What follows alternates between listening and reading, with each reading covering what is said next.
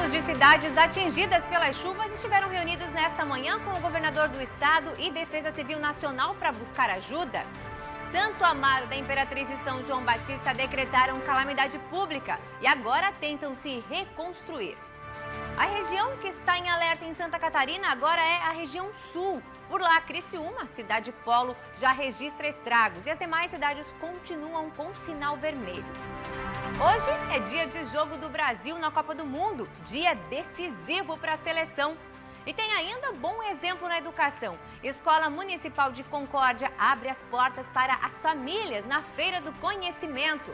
Tudo isso e muito mais você acompanha a partir de agora. Eu sou Graziano Biali e começa agora o SC Acontece ao vivo para todo o estado de Santa Catarina.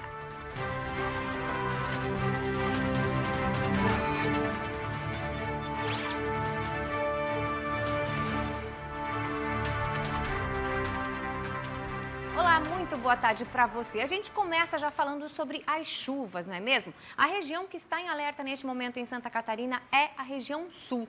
Por lá, Criciúma, que é a cidade polo, já registra muitos estragos. E as demais cidades da região continuam com sinal vermelho. Os detalhes com Alex Barros. Aqui no sul do estado, a ponte que dá acesso à comunidade de Ilha Espanhola, em Cocal do Sul, desmoronou devido às fortes chuvas. As equipes da Secretaria de Obra e Defesa Civil estiveram no local averiguando a situação, que não deixou nenhum ferido. Além disso, um deslizamento foi registrado nas proximidades da SC 108, na comunidade de Rio Galo. Já em Forquilinha, a Coordenadoria da Defesa Civil realizou a remoção de 4 famílias no bairro Cidade Alta. Os moradores foram encaminhados a casas de familiares. Alguns móveis, eletrodomésticos e roupas também foram retirados e levados para o centro comunitário e casas de parentes. Com a chuva intensa, o rio Sangão subiu cerca de 1 metro. E a chuva que atingiu a região de Criciúma neste domingo provocou um deslizamento de terra na rodovia Otávio da Soloé. Desde domingo, do dia 27 de novembro, a Defesa Civil vem monitorando e trabalhando por conta das chuvas intensas que estão em Santa Catarina e aqui também no sul de Santa Catarina. Em Criciúma, a gente pode dizer que, mesmo com a intensidade de chuvas que a gente teve, a gente conseguiu mitigar riscos, a gente conseguiu monitorar bem e o cidadão não foi muito afetado. Tivemos algumas ocorrências mais pontuais de queda de árvore, de movimento de massa, deslizamento de terra, né? Mas não tivemos nada de mais grave, não tivemos desalojados, desabrigados e a gente segue monitorando. O que preocupa, claro, um pouco pela quantidade de chuva que já teve até agora é o encharcamento do solo, que pode trazer algum tipo de transtorno. Então a gente segue monitorando. E uma cratera gigantesca se abriu na madrugada dessa segunda-feira na BR-280 em Corupá, no norte do estado de Santa Catarina. O trecho está interditado desde a semana passada pelos deslizamentos causados pelas fortes chuvas dos últimos dias na região. E de acordo com a Polícia Rodoviária Federal, a pista cedeu no quilômetro 96 da rodovia, na localidade de Rio Mandioca, por conta da chuva forte durante a madrugada. Vale destacar ainda que a BR-376, que liga o Paraná e Santa Catarina, segue interditada após o deslizamento na segunda-feira passada, sem previsão de liberação. Já a SC 418, onde fica também a Serra Dona Francisca, tem trânsito liberado durante o dia. E olha, Santo Amaro da Imperatriz, na região da Grande Florianópolis, decretou situação de calamidade pública. Foi mais uma das cidades fortemente atingida pelas chuvas, não é mesmo? E hoje pela manhã, o prefeito da cidade esteve reunido com o ministro do Desenvolvimento Regional aqui na capital para encontrar soluções para a cidade. E sobre isso a gente conversa agora, então, com o diretor da Defesa Civil, o Adriano Caldas, que já está ao vivo aqui conosco, inclusive está também na própria Defesa Civil acompanhando toda essa movimentação, não é mesmo, Adriano? Conta pra gente como é que está a situação nesse momento e o que a gente tem de novidade a partir dessa reunião. Na realidade, a situação continua ainda, né, em estado de calamidade. Tivemos 90 milímetros essa madrugada, que dificulta bastante ainda a normalidade do município.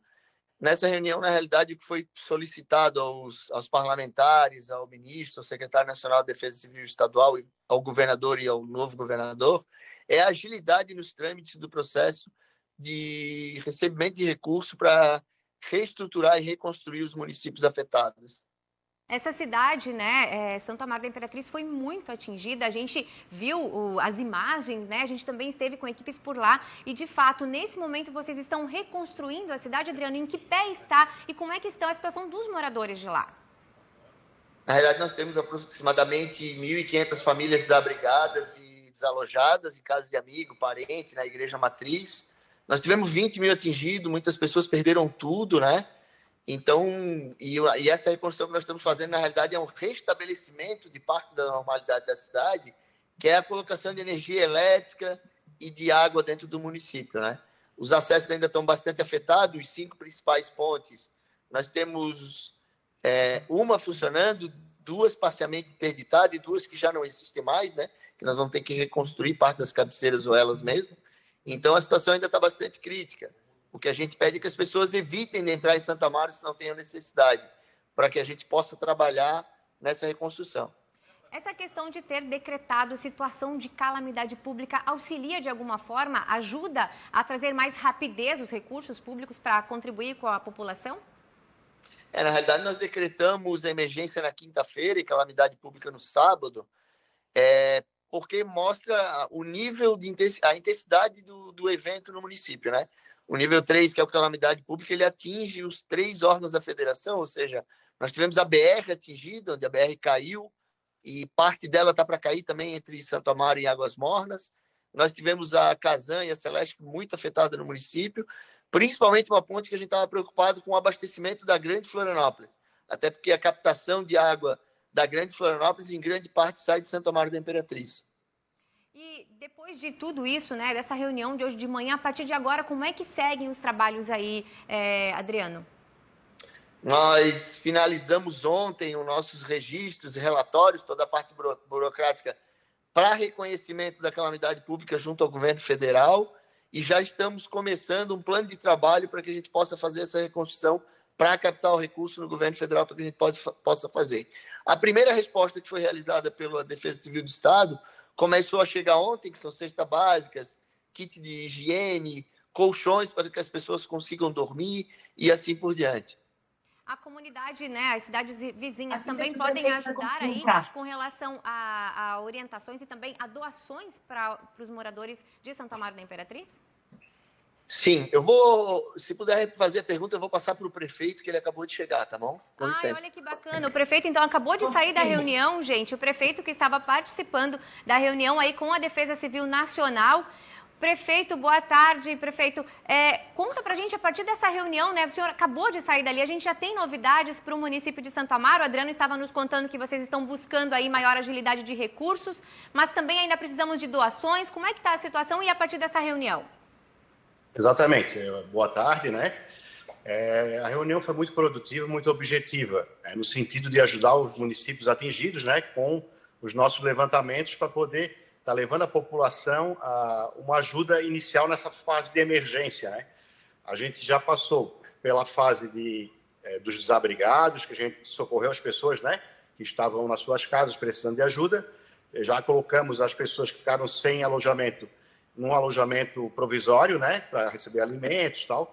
E agora a gente precisa doações, né, de colchões, de alimentação, produtos de higiene e limpeza. Essa linha de produtos de primeira necessidade, a gente precisa atender essas famílias, né, porque as chuvas aqui atingiram mais de 20 mil pessoas no município. Então, ela foi em toda a extensão do município. Todos os bairros, todas as comunidades foram atingidas, então ficou uma situação generalizada de necessidade. Então as pessoas agora começam a retornar para suas casas, precisam limpar, retirar o que estragou para recompor a sua vida, né? Perfeito. Esse prefeito Ricardo Costa, que conversa conosco, então. Bom, as doações podem ser feitas de que forma, prefeito? Nós temos 2 locais que nós estamos recebendo essas doações. Que são anexo à Igreja Matriz, no centro de Santo Amaro, né? Tem no salão de eventos lá, salão de festas. Tem uma equipe grande da assistência social lá para receber esses donativos, fazer a triagem e direcionar as famílias necessitadas. Temos também o salão de festas da Igreja do Braço São João, que é uma comunidade que fica mais próximo da Palhoça, que vai atender a região dos bairros Sul do Rio, Braço São João e Canto dos Loque. Então, esses dois pontos de apoio que estão recebendo os donativos. Tá certo, prefeito. Muito obrigada por ter vindo prontamente conversar conosco, né? Saiu da reunião e já veio correndo aqui para falar conosco. Também agradeço ao Adriano e a gente deseja bom trabalho aí para que a gente consiga restabelecer em breve o município de Santo Amaro da Imperatriz. Uma boa tarde para vocês. Obrigado, boa tarde.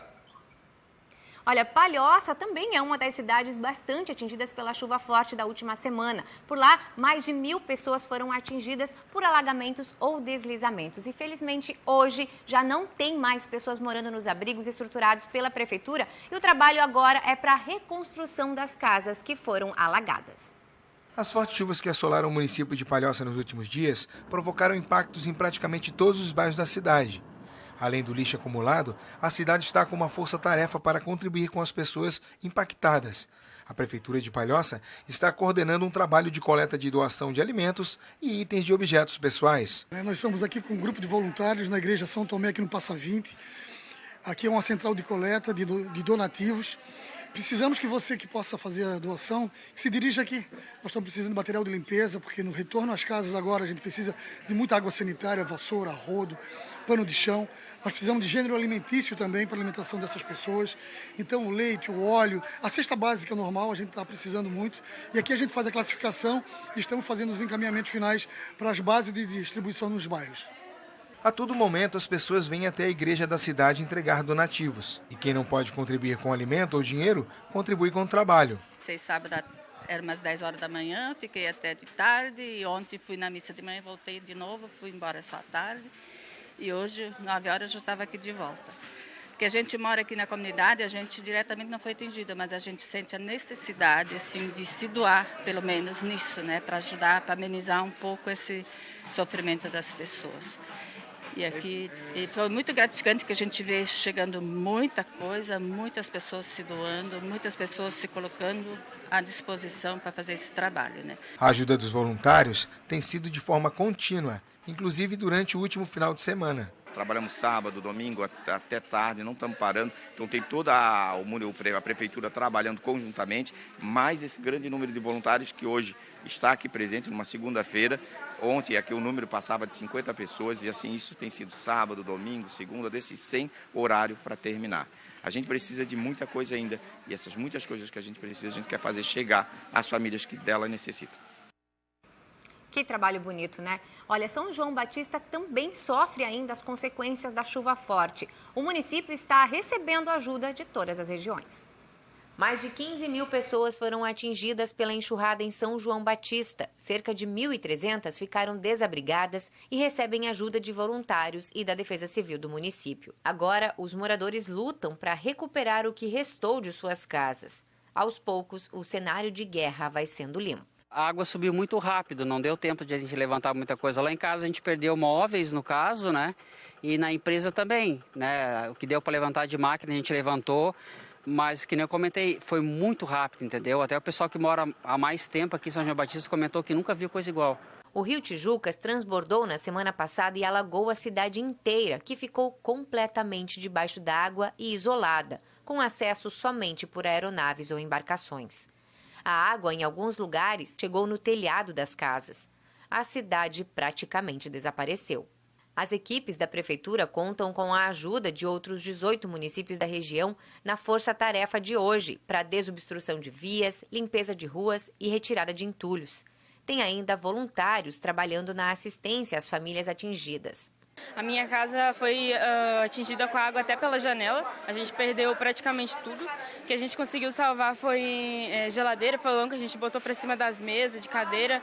E que a gente chegou lá estava tombado também. E o que a gente conseguiu salvar mesmo foi a cozinha. Doações chegam a todo momento. Algumas são trazidas de helicóptero. E a solidariedade da população tem marcado esse momento tão difícil. Hoje, o prefeito da cidade estará reunido com o governador do estado e o ministro da Defesa Civil para conseguir ajuda. O levantamento dos prejuízos nas estruturas públicas e privadas está sendo feito. As escolas estão fechadas e as aulas suspensas. Com a chuva que voltou a cair, segue a atenção para a possibilidade de deslizamentos. 14 famílias foram retiradas da localidade de Macaco Branco, no interior de São João Batista. O rio Tijucas está sendo monitorado, porque com a chuva da madrugada já voltou a subir. Olha, o município também decretou calamidade pública, não é mesmo? São João Batista está buscando ajuda de todas as maneiras para reconstruir o que a chuva levou. E hoje pela manhã também o prefeito de lá esteve reunido aqui na capital com o governador, com a Defesa Civil Nacional e outras prefeituras para conseguir esse auxílio. A gente vai conversar agora com a Fernanda Brasil Duarte, que é coordenadora municipal de Defesa Civil de São João Batista, e também com o Jean Kaiser, chefe de gabinete lá do município, que já estão ao vivo conosco para contar para a gente, né? Boa tarde para vocês. Como é que estão os trabalhos por aí? A gente já tem um panorama da cidade? Os prejuízos foram imensos, principalmente os humanos, né? As famílias ainda estão bem abaladas. 30 mil pessoas foram afetadas direta e indiretamente. Então, foi, acredito eu, que o maior evento das últimas décadas. A situação é de trabalho de reconstrução, Jean. Hoje as equipes estão na rua para isso, para ajudar as famílias a limpar, a recolher os móveis que foram perdidos. Isso. Desde que a água baixou, nós estamos concentrando esforço para dar condições das famílias aos poucos voltarem para dentro de casa, porque a gente tem uma série de abrigos aqui no município e mais de 2.000 pessoas já passaram pelos abrigos. O número de desalojados é muito maior, porém, muita gente conseguiu alojamento com as famílias e com os vizinhos. Então, eles estão se organizando dessa forma. Nós, pelos abrigos da prefeitura, já passou muita gente. E a gente está tentando dar suporte para essas pessoas conseguirem voltar para dentro de casa. Estamos providenciando também para as famílias produtos de limpeza, água potável, distribuindo caminhões-pipa para ajudar na limpeza, máquinas, retroescavadeiras, pau-carregadeiras, caçambas, estão tudo dando suporte nessas ruas, com muito serviço voluntário também, para conseguir produzir as vias e dar condições para todo mundo voltar para casa. Não estamos conseguindo isso sozinho. Muito município aí está mandando apoio para São João Batista, porque falta equipamento e falta mão de obra. Inclusive, agora, voltando à segunda-feira, onde muita gente precisa voltar a trabalhar, acaba que diminui um pouco o nosso contingente voluntário, mas tem prefeituras aí de diversos lugares que estão mandando reforço para a gente. Hoje, por exemplo, chegou mais de 100 homens da prefeitura de Itapema. O sistema penitenciário do estado também mandou capital humano para ajudar nos trabalhos. E, dentro do possível, a gente está dando agilidade para conseguir resgatar um pouquinho de dignidade para as pessoas poderem voltar para suas casas. A situação de calamidade pública acaba acelerando um pouco também esse processo da vinda de ajuda, eu digo em forma de recursos mesmo, né? Tanto que o prefeito esteve hoje pela manhã conversando aí com o governador e também com a Defesa Civil Nacional, justamente para isso. Agora, nesse momento, vocês precisam de recursos, é isso, Jean e Fernanda? Sim, no momento que a gente vai precisar de recursos de restabelecimento para auxiliar a questão de recomeçar as limpezas, a parte do maquinário, acesso às vias, acesso a residências, enfim. E uma segunda etapa, a parte de reconstrução das estruturas municipais que foram afetadas. A gente teve pelo menos 10 pontes danificadas e destruídas.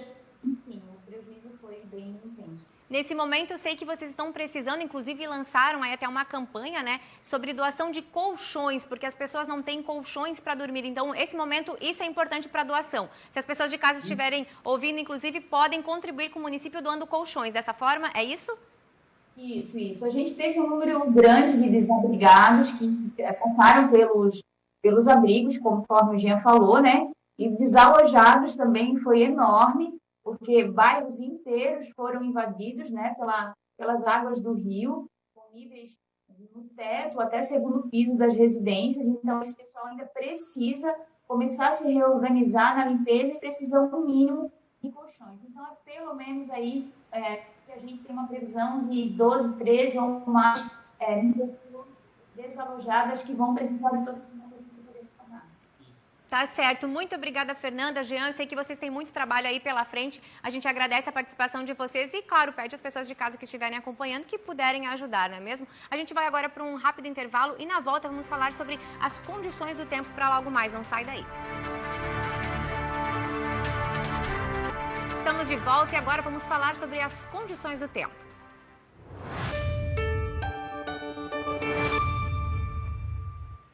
E olha, mais uma semana que começa com chuva por conta de uma frente fria que atinge aí o nosso estado, alternando então com períodos de melhoria em alguns momentos do dia. Mas a chuva, apesar de não ser tão intensa, ainda deixa o estado sim em alerta, porque as mudanças do tempo elas só devem começar lá por quarta-feira e aí o solo já está bastante encharcado. As temperaturas para hoje continuam elevadas apesar da chuva, viu? Em Chapecó, onde o sol deve intercalar aí com a chuva, vamos ter 31 graus. Em Lages, lá na Serra, 26 graus, onde também temos chance de chuva. Em Tubarão, no sul do estado, local onde estão todas as atenções agora, 29 graus. Florianópolis, 29 graus também. Itajaí, 27 graus. E Joinville, 28 graus. E a gente segue falando de chuva, né? Porque a gente sabe que a madrugada foi intensa aí, com muita água. Em alguns lugares, a concentração aí passou dos 80 milímetros em 12 horas. Teve, inclusive, cidade que registrou acumulado de 160 milímetros, como Papanduva. E a gente quer saber, claro, como fica ainda para hoje essa situação toda, quais as regiões devem permanecer em alerta. Sobre isso a gente vai falar então agora com a meteorologista da Defesa Civil aqui do estado, Francine Saco, que já está ao vivo conosco para trazer essas notícias. Francine, boa tarde para você. A gente viu já, temos aí o mapa de alerta para quais regiões para hoje à tarde já? Boa tarde a todos que nos assistem. Então, a gente permanece com todo o estado de forma alterada, o risco alterado, né? Então, a gente tem um risco mais baixo, um risco moderado, pegando o oeste, do oeste ao sul do estado, e da Grande Florianópolis, pegando o Vale do Itajaí, Planalto Norte, Litoral Norte, e médio, baixo do Vale também, uma condição para temporais aí que podem vir bastante intensos, com chuva intensa em curto espaço de tempo, né, resultando em enxurradas, raios e também ocorrência de granizo. A gente está ainda com a temperatura muito alta, né, muita disponibilidade de umidade, a gente tem também perturbações em médios níveis da atmosfera. Esses são os combustíveis para a formação desses temporais. Nesse momento, a gente já tem alguns núcleozinhos se formando aqui próximo da Grande Florianópolis e também nas áreas de divisa com o Paraná. Então, a região de maior preocupação para a tarde de hoje é exatamente as que já foram afetadas pelas chuvas da última semana. Aí, já está bastante sensibilizada toda essa região. Então, se mantém o alerta aí com risco alto para ocorrências associadas a enxurradas e também a deslizamentos. Bom, vale então o alerta para as pessoas, né? A população que já está atenta desde a semana passada. E como é que fica para amanhã, terça-feira? O que vem pela frente, Francine? Bom, para amanhã modifica muito pouco a configuração atmosférica. A gente ainda vai continuar com calor aqui na nossa região, com disponibilidade de umidade, mas para amanhã a gente ainda espera alguns temporais isolados, porém com menor intensidade também, com uma menor número de ocorrências, ou seja, vão ser mais isolados os temporais. Ainda assim, a gente permanece com as áreas do norte do estado, né, tanto o oeste, meio oeste, Planalto Norte, Grande Florianópolis, Vale do Itajaí, Litoral Norte, com um indicativo ainda com chance de temporais menos intensos e mais isolados, mas ainda com essa condição. E aí, se a gente considerar, né, que essas regiões estão bastante sensibilizadas por toda essa chuvarada dos últimos dias e também pelas chuvas que devem vir hoje, né, a gente continua aí pelo menos com risco moderado para alguma ocorrência no dia de amanhã. Quando que o tempo deve melhorar e dar uma firmada? Até porque a gente sabe, né, como você mesmo disse, hoje ainda tem chuva, amanhã tem chuva, o solo já está encharcado desde a semana passada. Quando que vai dar para a gente respirar um pouco, Francine? Bom, a quarta-feira começa um dia um pouco melhor, né? Principalmente para o interior do estado, então do oeste até o meio oeste, Planaltos, a gente deve ter um dia aí até com predomínio de sol. O litoral deve permanecer com um pouco mais de nebulosidade e uma chance de chuva, se ocorrer chuva, vai ser uma chuva muito fraca. 2 dias de tempo bem firme e seco mesmo, a gente está esperando a quinta e a sexta-feira. Aí a gente entra numa condição pré-frontal, toda a instabilidade vai se posicionar lá no Rio Grande do Sul, e a gente tende a ficar então com dias com predomínio de sol, temperatura elevada e um pouco mais seco em todo o estado de Santa Catarina. Mas já tem previsão para o retorno de chuva lá para o final de semana, mas isso a gente vai falando ao longo da semana. É verdade, Francine. Obrigada pelos esclarecimentos, por trazer, inclusive, a boa notícia de que quarta-feira, então, a partir de quarta, começa a mudança. Uma boa tarde e bom trabalho para vocês aí, tá bom? Obrigada, igualmente a todos. A gente vai, então, para um rápido intervalo e já já a gente volta com o Esse Acontece para falar de MasterChef de Beto Carreiro. Amanhã, 10h30 da noite, tem MasterChef Mais. E no fim de semana teve MasterChef no Beto Carreiro. O chefe Jacan esteve por lá para lançar o Festival de Sabores que está rolando dentro do maior parque temático da América Latina.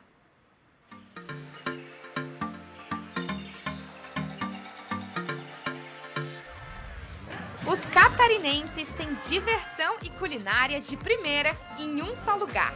A terceira edição do Festival MasterChef acontece no Beto Carreiro. E quem passa por aqui tem a chance de provar, entre um brinquedo e outro, pratos criados por grandes chefes. Lucas é do Rio de Janeiro e visita o Beto Carreiro pela primeira vez. E a diversidade de pratos o deixou super curioso.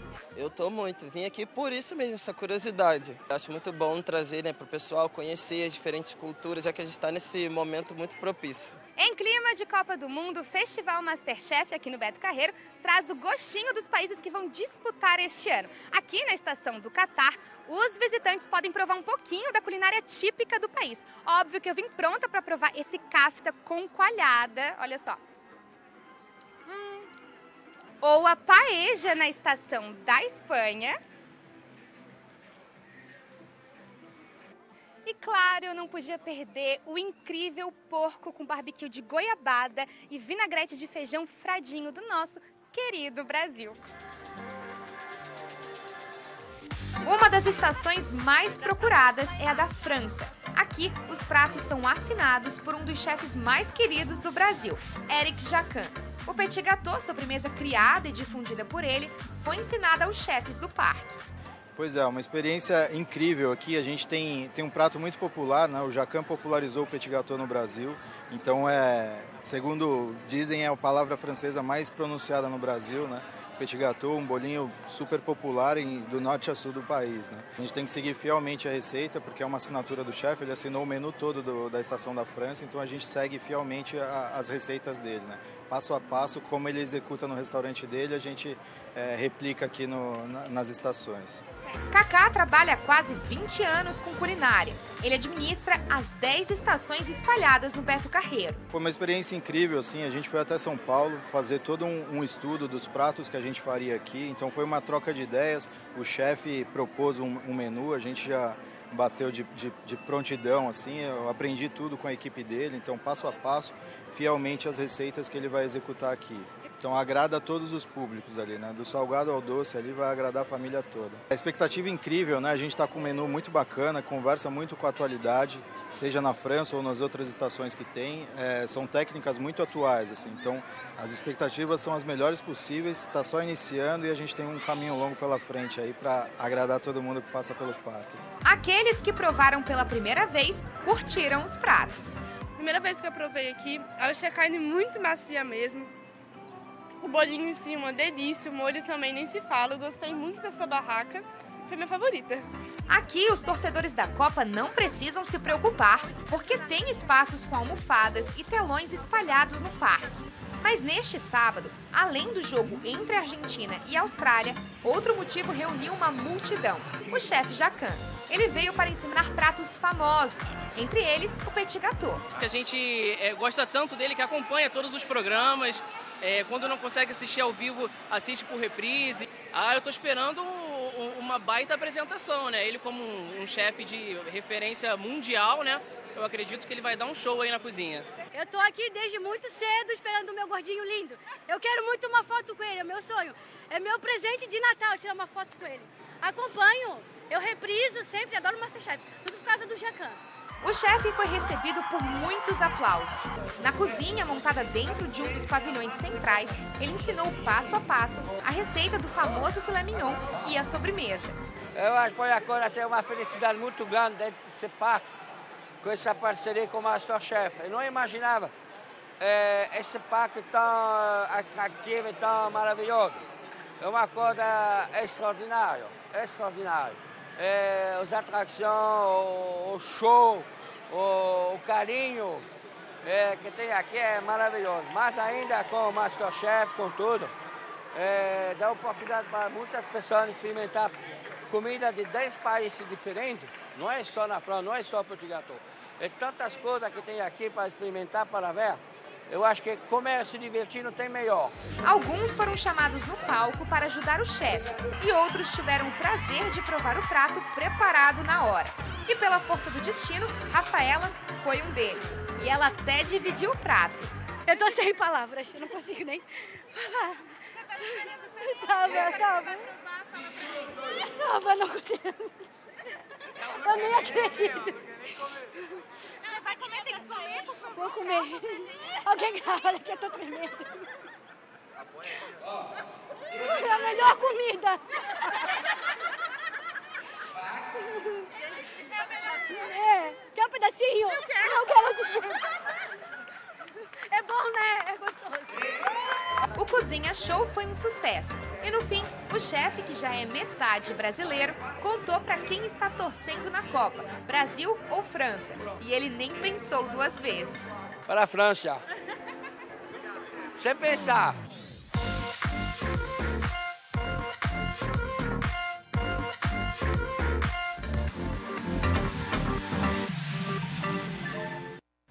Que delícia, hein? E olha, a Escola de Educação Básica Municipal Nações de Concórdia, no meio oeste catarinense, realizou a Feira do Conhecimento. Mais de 570 alunos apresentaram projetos sobre educação financeira e oratória para uma plateia selecionada, viu? Os familiares e amigos. Abertas para receber as famílias de alunos. Momento único para colocar em prática todo o aprendizado do ano. Essa é a terceira edição da Feira do Conhecimento na Escola Básica Municipal Nações, no município de Concórdia, meio oeste, que reuniu mais de 570 alunos da educação infantil e do ensino fundamental, séries iniciais e finais. Eu acho muito importante e relevante a elaboração dessa Feira do Conhecimento, que esse ano seria a terceira edição, por ser um acontecimento em que junta todos os trabalhos e os conhecimentos dos alunos durante o ano para uma apresentação em que eles podem mostrá-los para os seus familiares, seus amigos, seus parentes.